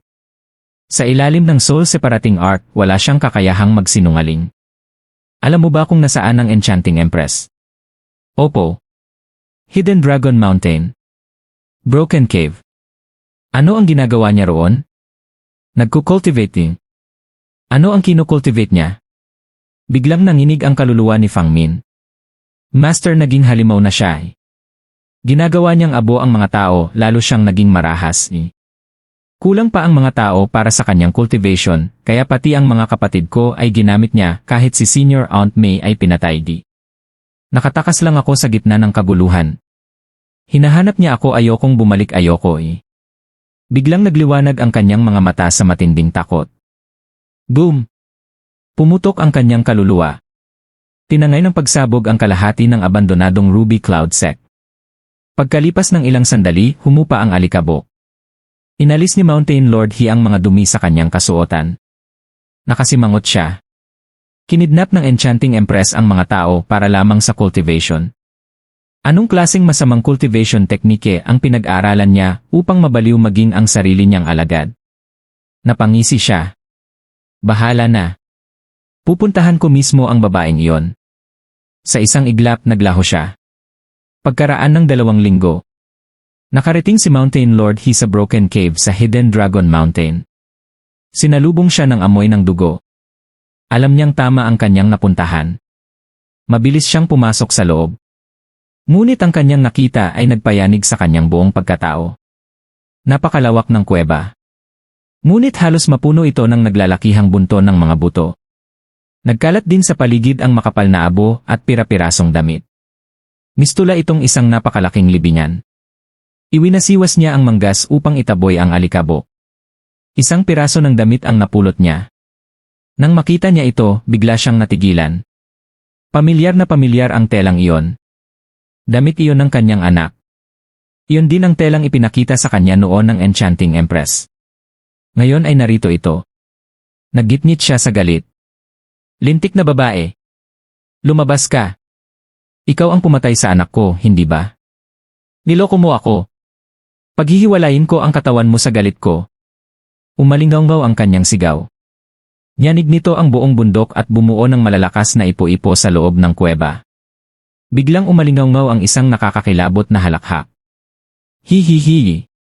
Mula sa gitna ng abo ay unti-unting lumitaw ang isang babaeng nakasuot ng maringal na kasuotan. Magulo ang kanyang buhok. Madilim ang kanyang mukha. Makapal na itim na enerhiya ang patuloy na sumisingaw sa kanyang katawan. Punang kabaliwan ang kanyang mga mata. Ngunit nang makita niya si Mountain Lord He, bigla siyang ngumiti. Kuya Dong-il. Sa wakas ay dumalaw ka rin sa akin. Kailan mo ako dadalhin sa Sacred Mountains para doon na tayo mamuhay ng magkasama? Yanner. Nanginig ang mga mata ni Mountain Lord He habang tinitigan ang pamilyar na kasuotan. Nagliyab ang galit sa kanyang mukha. Enchanting Empress, nababaliw ka na ba? Ano ang nakakatakot mong anyo na yan? Ngumiti ng mapang-akit ang Enchanting Empress. Bakit, Brother Dong? Hindi ba't minahal mo ako noon dahil sa aking kagandahan? Ngayon, dati kang napakagandang babae. Pero ngayon isa ka na lamang pangit na matandang halimaw. Nakakatawa. Hihaodong, wala kang karapatang sabihin yan. Mariing sumagot ang Enchanting Empress. Tumanda ako dahil para sa iyo kung sinaliksik ang libingan ng 9 Serenities at nahawahan ako ng demonyong enerhiya. Napakarami kong isinakripisyo para sa iyo, ngunit itinuring mo lang akong isang aso na pwedeng gamitin at itapon kapag wala ng pakinabang. Napakarami mong ipinangako noon na dadalhin mo ako sa Sacred Mountains. Pero nang tumanda ako, ni minsan ay hindi ka na bumisita. Ang tanging dahilan kung bakit muli kang nagpakita ay dahil kay Qingcheng 100 taon na ang nakalipas. Ngumisi si Hihaodong. Walang utang na loob. Ang kapal ng mukha mo. Hindi ba't ikaw ang lumapit sa akin dahil may gusto kang makuha? Kasunduan lang ang lahat. Naglibang tayo sandali, at bilang kapalit ay binigyan kita ng isang Earth Rank Cultivation Method mula sa Sacred Mountains para maging Emperor ka. Dahil sa akin kaya nakatayo ka sa tuktok kasama ng iba pang malulupit na lalaki. Kaya tigilan mo ang walang kwentang sumbat. Hindi iyon ang gusto ko. Nangako kang dadalhin mo ako sa Sacred Mountains. Noon, ikaw ang pinakamagandang babae sa Sacred Domain. Pero ang Sacred Mountains ay lugar ng mga may dugong marangal. Ang isang hamak na walang pinagmulan ay walang karapatang pumasok doon. Kung ganoon, bakit ka pa nangako? Seryoso mong pinaniwalaan ang mga salitang sinabi ko habang magkatabi tayo sa higaan. Yanner, hindi ka naman ganoon ka-inosente. Mataas ang noo ni Hihaodong habang nagsasalita. Ako ang tagapagmana ng 6th Sacred Mountain Lord. Hindi ko isusugal ang kinabukasan ko para lamang sa isang babae. Sasabihin ko na ng direkta, kahit na natili kang kasing ganda ng dati, wala ka pa ring pag-asang makatapak sa Sacred Mountains. Ikaw, Li. Nagnitngit ang Enchanting Empress. Lalong naging pangit at nakakatakot ang kanyang mukha habang lumalakas ang itim na enerhiyang bumabalot sa kanya. Tiningnan siya ni Hihaodong nang may matinding pagkasuklam. Tingnan mo ang sarili mo. Kasuklam-suklam at parang halimaw. Nasusuka ako sa tuwing nakikita kita. Pagkatapos ay itinaas niya ang abo sa kanyang kamay. At ito naman? Wala akong pakialam kung anong kasuklam-suklam na cultivation ang ginagawa mo. Pero ipaliwanag mo ito. Bakit kapareho ito ng abo na ibinigay mo sa akin nang mamatay ang anak ko? Ikaw ba ang pumatay sa kanya? Namula ang mga mata ng Enchanting Empress habang nakangising tila baliw. Ha ha ha. Ano sa tingin mo, Brother Dong? Ikaw nga. Naggitngit si Hihaodong. Siya lang ang kaisa-isa kong anak. Walang hiya kang babae. Ngumisi ang Enchanting Empress. Kaisa-isang anak? Ha ha ha. Iyan ang kabayaran mo sa lahat ng ginawa mo. Maaari ka sanang nagkaroon pa ng isa, pero napakalupit at napakawalang puso mo. Mas pinili mong dahan-dahan niyang hinaplos ang sariling tiyan. Mas mabuti nang wala kaysa magkaroon ng mabahong kalahating lahi, malamig na sagot ni Hihaodong. Humalakhak ang Enchanting Empress. Kung hindi pinahalagahan ni Lord Saint ang batang iyon, ni ako, bakit ko naman kaawaan ang anak mo? Si Hixiaofeng ang tanging anak mo. Paano ko mapipigilang gantihan siya? Ha ha ha! Talaga bang ikaw ang pumatay sa anak ko? Galit na galit si Hihaodong. Mamatay ka! Ikinaway ng Enchanting Empress ang kamay at naging ulap ng itim na usok bago lumabas ng kuweba. Hihaodong, sa labas tayo maglaban. Huwag kang tatakas. Agad siyang sumunod. Sa labas ng kuweba, napuno ng makapal na demonyong enerhiya ang paligid. Dalawang napakalaking itim na bulaklak na may nakakatakot na mukha ang lumitaw sa likod ng Enchanting Empress, bawat isa'y halos 1,000 metro ang taas. Sacred Body. Napasinghap si Hihaodong. Isa ka ng Saint. Impossible. Libu-libong taon kang hindi makausad, pero sa loob lamang ng 1 taon ay nagtagumpay ka. Hindi iyon magagawa ng cultivation method na ibinigay ko sa'yo. Tumawa ang Enchanting Empress. Hihaodong, alam kong wala kang balak na dalhin ako sa Sacred Mountains. Kaya paano mo naman ibibigay ang tunay na mahusay na cultivation method?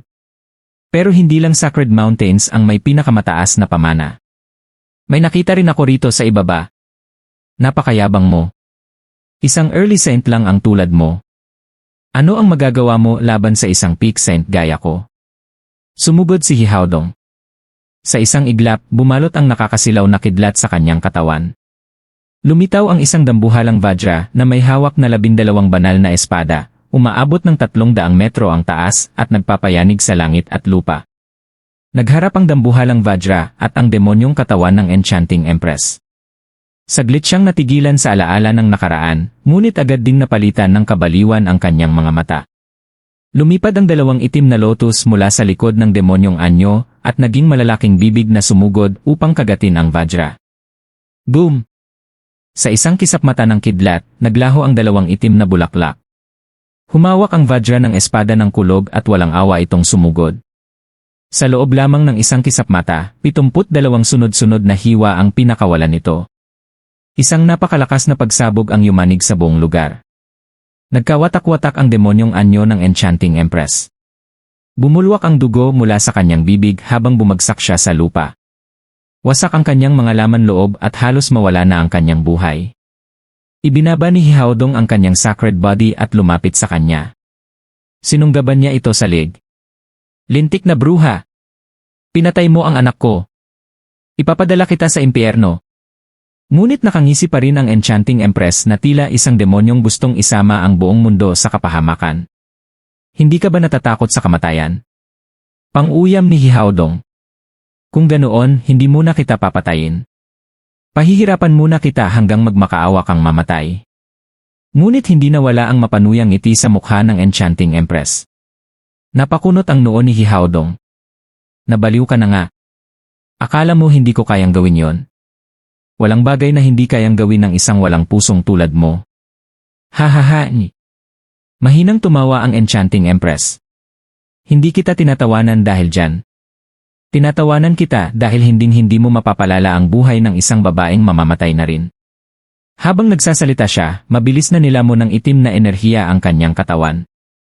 Unti-unting naging abo ang kanyang mga binti. Ano ito? Nagulat si Hihaodong. Brother Dong. May mapanuyang ngiti ang Enchanting Empress. Alam kong ito ang magiging wakas ko bago pa man tayo naglaban. Pero masaya akong nailabas ko ang lahat ng galit at hinanakit na kinimkim ko sa loob ng napakaraming taon. Ikaw naman hindi mo kailanman makukuha ang pagkakataong iyon. Hindi mo malalaman kung sino talaga ang pumatay sa anak mo. Ha ha ha ni. Ano? Marahas siyang nyugyog ni Hihaodong. Hindi ikaw ang pumatay. Kung ganoon sino? Sabihin mo. Ngunit ipinikit na lamang ng Enchanting Empress ang kanyang mga mata habang tuluyang nilalamon ng itim na enerhiya ang kanyang katawan. Sa huling sandali ng kanyang buhay, isang mapait na ngiti ang sumilay sa kanyang labi. Steward Zuo, tunay kang kahanga-hanga. Lahat kami ay naloko mo. Dapat noon pa man ay naunawaan kong konektado sa iyo ang cultivation method ng Demonic Emperor, ang pagkamatay ni He Xiaofeng, at ang pagkawala ni Qin Cheng. Masidhing hinangad ko lamang ang sovereign cultivation method, kaya hindi ko na pinansin ang iba. Sa aming lahat, ikaw lang ang tunay na nagwagi.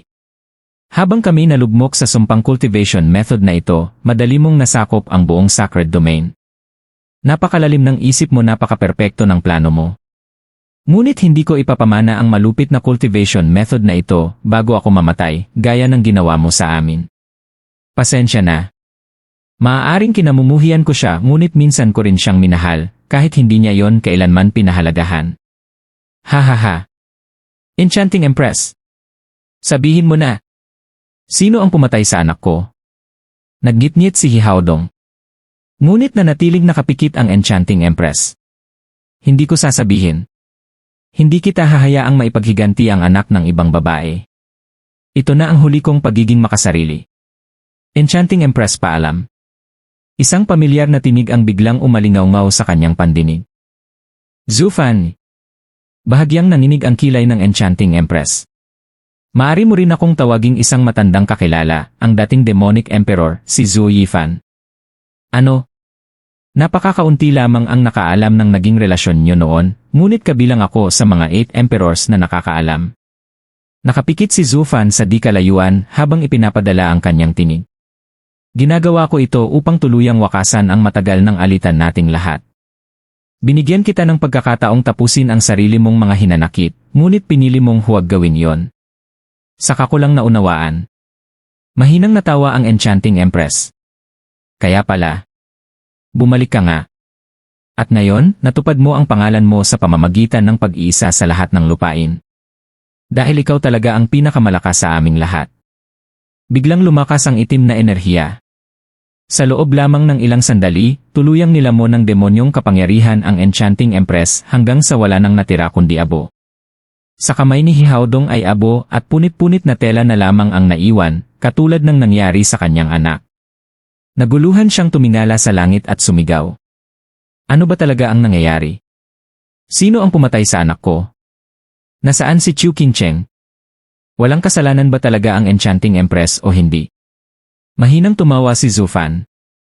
Malalaman mo rin ang lahat pagdating ng panahon. Huwag kang magmadali, Mountain Lord He. Kumislap ang kanyang mga mata bago siya tahimik na tumalikod at umalis. Makalipas ang isang buwan.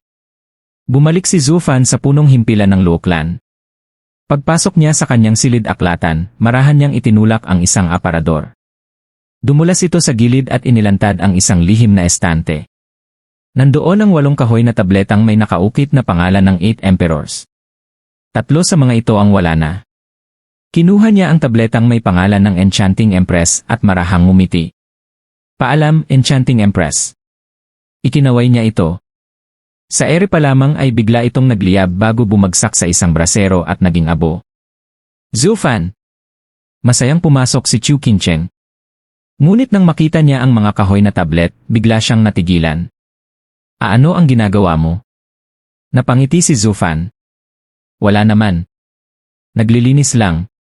Naglilinis? Duda niyang tiningnan ang mga tablet. Napansin niyang may ilang nawawala. Pagkatapos ay napatingin siya sa tabletang nasusunog sa brasero. Bagaman halos abo na ito, malinaw pa ring mababasa ang nakasulat. Enchanting Empress. Bakit mo sinunog ang tablet ng aking master? Tahimik siyang tiningnan ni Zhu Fan. Qincheng, nagmamalasakit ka pa rin ba sa taong nagpahirap sa pamilya mo? Malungkot na umiling si Chu Qincheng. Hindi. Sinaktan niya ang pamilya ko. Pero siya rin ang nagpalaki sa akin sa loob ng 100 taon. Master ko pa rin siya. Seryosong nagtanong si Zhu Fan. Kung ikaw mismo ang kailangang pumatay sa kanya, magagawa mo ba? Nanginig ang katawan ni Chu Qincheng. Unti-unting namuo ang luha sa kanyang mga mata. Hindi ko alam. Hindi ko siya kayang harapin. Zufan, hindi ko talaga alam ang dapat kong gawin. Marahang hinawakan ni Zufan ang kanyang balikat. Mabuti. Mabuti nang hindi mo alam. Hindi mo kailangang pilitin ang sarili mo. Pero hindi rin ako magsisinungaling sa'yo. Patay na ang iyong master. Ano? Kung ako ang tatanungin. Bilang anak ng pamilyang pinaslang niya, natural lang na maghiganti ako. Ngunit bilang alagad niya, dapat ko rin siyang igalang bilang aking guro. Direkta siyang tumingin sa mga mata ni Chu Qingcheng. Hindi mo na kailangang patayin siya. Kung may natitira ka pang utang na loob sa kanya, ipagdasal mo na lamang siya at isagawa ang kanyang huling paglilibing. Iyan ang pipiliin kong gawin. Ngunit kung mas mabigat pa rin ang nararamdaman mo, sundin mo lamang ang sinasabi ng puso mo. Agad na tumango si Chu Qingcheng. Tama ka. Ngayon ko lang naunawaan. Hindi ko sana siya kayang patayin. Ngunit bilang kanyang alagad, ang huling magagawa ko ay ihatid siya sa kanyang huling hantungan. Magaling. Sabihin mo na sa lahat. Ihanda na ang seremonya. Masayang tumango si Chu Qingcheng bago lumabas ng silid. Bago siya tuluyang mawala, muli niyang nilingon ang mga tablet. Tahimik namang napangiti si Zufan. At 4 na lamang ang natitira. Sa 8 emperors, 4 na lang ang buhay. Siguradong tuwang-tuwa kayong magsanay sa pinakamataas na demonic cultivation na matagal na ninyong pinapangarap. Hahaha ni Steward Zhu. Masayang pumasok si Li Jingshan. Narinig kong nais ni Miss Chu na magsagawa ng seremonya para sa kanyang master. Ibig bang sabihin nagtagumpay ka? Tumango si Zufan. Pinuntahan ko ang Enchanting Empress. Sa loob lamang ng 1 taon. Naging saint na siya. Nagulat si Li Jingshan. 1 taon lang. Samantalang libo-libong taon siyang hindi nakaabante. Ngumisi siya. Steward Zhu. Napakabangis talaga ng cultivation method na hawak mo. Kung ikaw ang gagamit nyon, baka maging saint ka agad. Baka maging sovereign pa. Umiling si Zufan. Matapos kong masaksihan ang pagsasanay ng 8 emperors sa Demon Transformation Art, nakatiyak na ako. Ang tunay na diwa nito ay pagbabagong anyo, hindi basta pagsipsip ng lakas ng iba. Habang lumalakas ang cultivation, lalo ring lumalalim ang mga demonyo sa puso.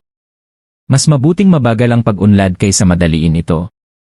Kapag natutunan mong linisin ang mga demonyong iyon at manaig sa kanila, saka mo lamang maaabot ang sukdulan ng demonic path. Hindi ang pagpapakontrol sa mga demonyo. Ang mabilis na pag-unlad ay isa lamang tukso.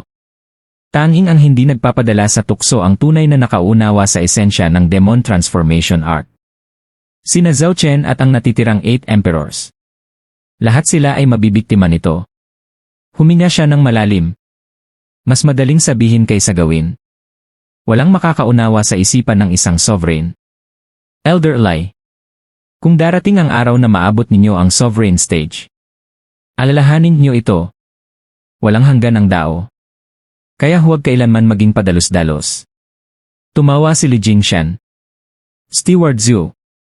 Napakataas naman ang tingin mo sa akin. Mas mabuting sabihin mo na lang iyan kina Old Dan at sa iba. Hindi ako karapat-dapat. Samantala, matapos masaksihan ang kakilakilabot na pagkamatay ng Enchanting Empress, nalito si Hihaodong. Kung hindi pala siya ang pumatay sa kanyang anak. Sino? Ilang buwan siyang nagsiyasat ngunit wala pa ring natuklasan.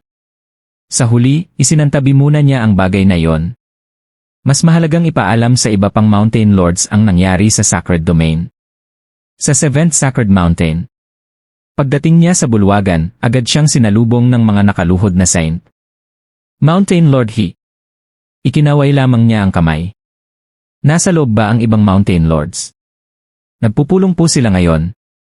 Ipaalam namin ang inyong pagdating. Walang saysay ang pagpupulong. May ibang umaani ng bunga ng lahat ng pinaghirapan natin, at may oras pa kayong mag-usap. Hindi na siya naghintay. Diretso siyang pumasok. Ngumiti ang matandang nasa pangunahing upuan. Haodong, maupo ka. Pinag-uusapan lang namin kung gaano kahusay ang 3 batang ipinadala natin. Napapanatili nila ang kaayusan sa Emperor Lands. Mukhang likas talaga silang mamuno. Balak naming magpadala pa ng 3. May mairekomenda ka ba mula sa 6th Sacred Mountain? Napailing si Hihaodong. Magpapadala pa kayo ng mga hangal para maging sunod-sunuran ng iba. Mas masahol pa roon, ni hindi nila alam na ginagamit lamang sila. Natigilan ang 6 na Mountain Lords. Ano ang ibig mong sabihin? Huminga ng malalim si Hihaodong. Ang mga ulat na natatanggap ninyo ay puro papuri lamang ng 3 batang iyon. Itinatago nila ang totoong nangyayari. Magpadala kayo ng tao sa Sacred Domain. Makikita ninyo. Ang buong Emperor Lands ay nasa ilalim na ng pamamahala ng Lu Clan. Dito muna natin puputulan ang ating nobela ng Magic Emperor. Stay tuned lang, upload ko din agad ang kasunod na chapters. Pa-like and subscribe na lang para updated kayo sa upload natin. Maraming salamat.